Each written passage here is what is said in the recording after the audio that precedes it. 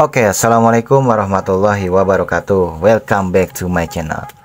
Oke cuy, jadi di kesempatan kali ini kita bahas dari komentar lagi ya cuy ya. Kalau belum subscribe, alangkah baiknya di subscribe dulu. Seperti biasa, kalau nonton video itu biar nggak salah paham, tonton dari awal sampai akhir biar tidak terjadi salah paham cuy ya. Nah jadi seperti apa sih komentar dari subscriber ya? Kalau udah subscribe, kalau belum ya di subscribe dulu cuy ya. Nah jadi komentar ini di konten Krek-As Mio M3 ya, yang langkah 71 mili. Nah, jadi komentarnya seperti apa, sambil gua sebutin nih, bisa dibaca seperti ini komentarnya. Nah jadi beliau berkomentar, nih gua tulis, itu seher nabrak semburan oli nggak, di crankcase ada nozzle oli. Nah di Mio M3 125 ini ada namanya apa ya, oil jetnya gitu. Jadi di crankcase tengah-tengah itu masuk. Nah oil jet itu bentuknya kayak gini cuy. Nah kayak gitu.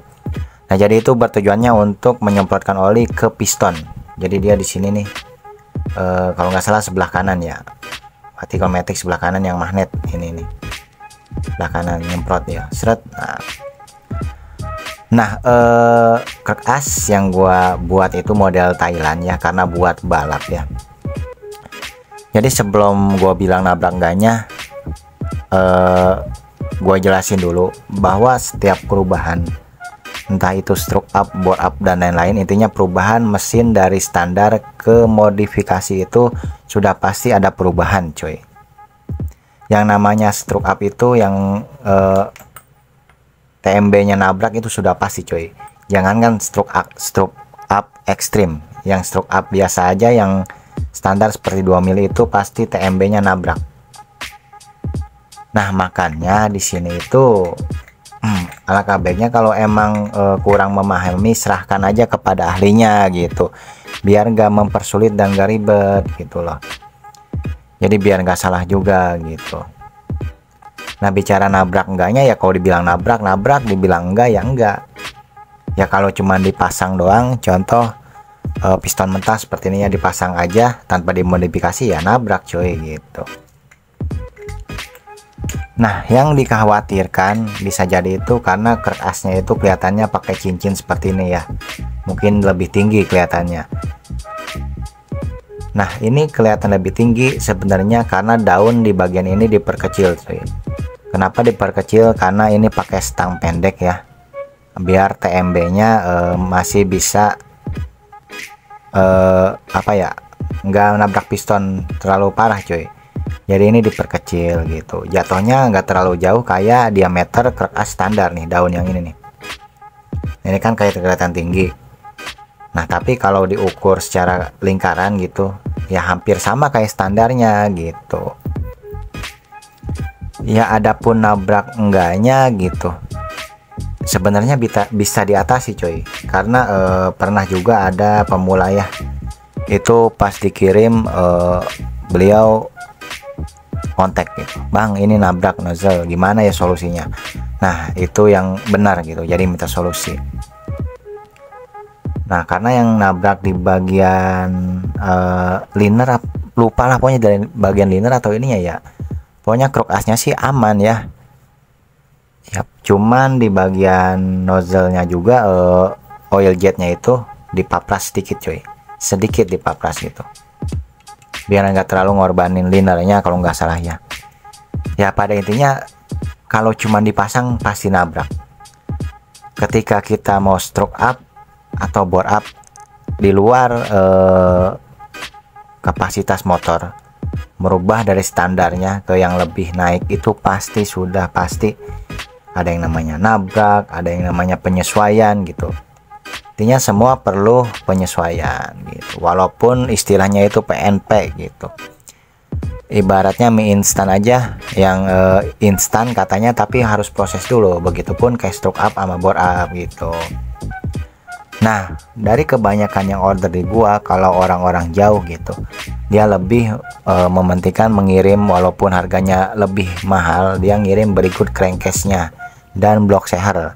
Jadi dia minta ditata di sini juga gitu. Jadi dia terima beres. Walaupun dari segi harga berbeda gitu. Jadi di sana tinggal pasang plak. Nah, crankcase dan diameter piston sudah gua reset gitu. Karena untuk stroke up selembaran kayak gini nih contohnya nih. Ini kan selembaran lah, ini langkah 71-an juga ya. Ini stangnya stang pendek gitu. Itu butuh penyesuaian di piston gitu. Kalau pakai piston kayak gini ya nggak bisa, mau diakalin gimana juga tetap nabrak cuy. Kecuali di packing tebel, atasnya bisa. Kalau belakangnya sih masih bisa diakalin. Tapi kalau masih pasang posisi kayak gini ya pasti nabrak gitu. Tuh, jangankan stroke up yang selembar, yang sesuai ketentuan aja ya biasanya TMB-nya butuh penyesuaian dan TMA-nya gitu. Kalau stang seher panjang ya TMA-nya yang disesuaikan gitu. Karena pasti nonjolnya lebih banyak gitu loh, kayak di packing berapa mili. Nah, makanya di sini ketika kita bicara stroke up motor dan blow up itu nggak ada habisnya. Intinya apapun yang dirubah harus ada penyesuaian gitu. Tidak harus PNP gitu. Makanya sarannya bagi yang punya uang lebih mending percayain aja gitu. Contoh nih, gua bukan promosi. Misalkan lo kirim ke gua nih, bang, gua sekalian reset aja di sini, nanti tinggal reset kayak model settingan gitu. Bisa-bisa aja coy. Atau mau paket-paket bore up juga ada kayak Mio gitu. Silahkan kontak aja gitu. Intinya siapin aja dulu duitnya coy.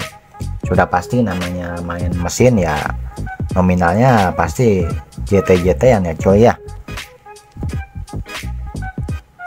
Nah, jadi seperti itu coy. Oke, bisa dipahami ya coy ya. Namanya main stroke up itu harus ada penyesuaian gitu. Jadi bicara nabraknya ya nabrak kalau baru dipasang gitu. Jadi nanti ada penyesuaian. Kalau di bagian apa sih namanya ini? Koin sih ya.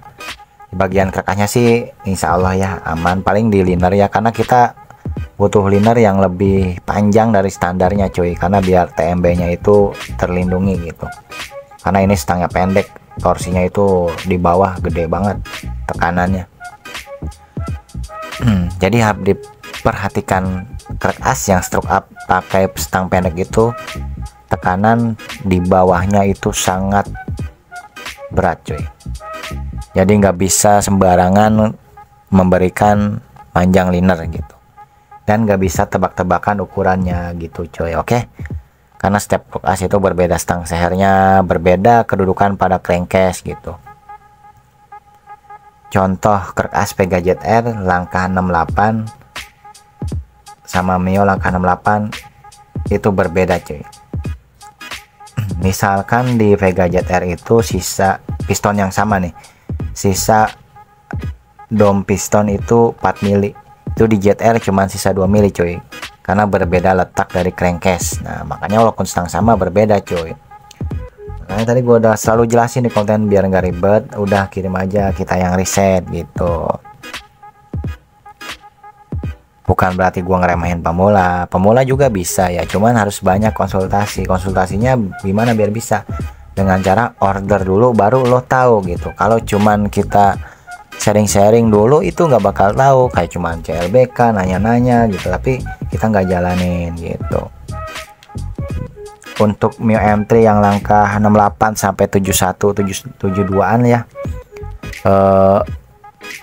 itu udah gua bikin 5 PCS kalau nggak salah, 5 PCS udah gua bikin 5 bijian ya.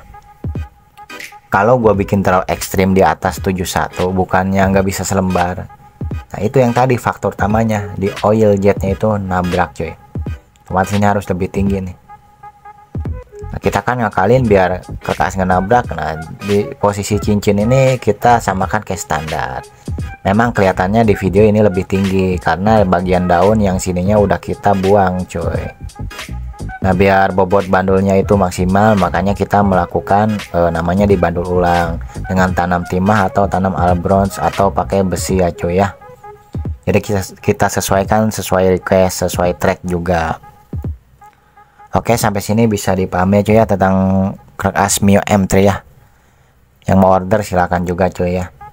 Kemungkinan untuk crack as Untuk yang kirim bulan ini nggak bisa selesai bulan ini cuy, bisa selesai habis lebaran ya cuy ya, karena bikin kulkas itu nggak kayak bikin gorengan cuy, kita bikin adonan langsung kita bisa goreng langsung kita jadi gitu. Oke cuy ya, untuk yang lainnya nanti kita bahas lagi ya, mungkin gua rasa udah cukup. Kurang lebihnya semoga bisa bermanfaat ya cuy ya buat kalian ya. Jadi seperti itu, kalau emang takut gitu mending kirim aja cuy gitu, yang penting siapin aja dananya gitu. Oke, sekian dari gua Wahyu Channel. Bila ada kata-kata yang kurang ya seperti biasa komentar aja cuy. Oke, wassalamualaikum warahmatullahi wabarakatuh.